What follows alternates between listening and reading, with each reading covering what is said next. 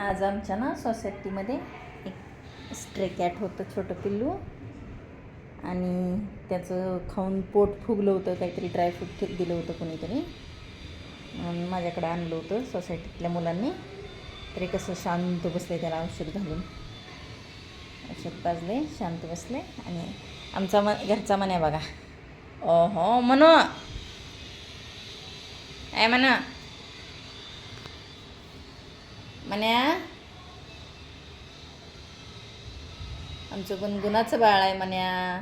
कसं शांत बसले, नाहीतर दुसरी मांजरं बघा लगी असं कोणी आणलं की लगी कसं मारामारी करतील. आमचं किती शांत बसले बाळ, बघत बसले ती एकमेकांकडे बघा.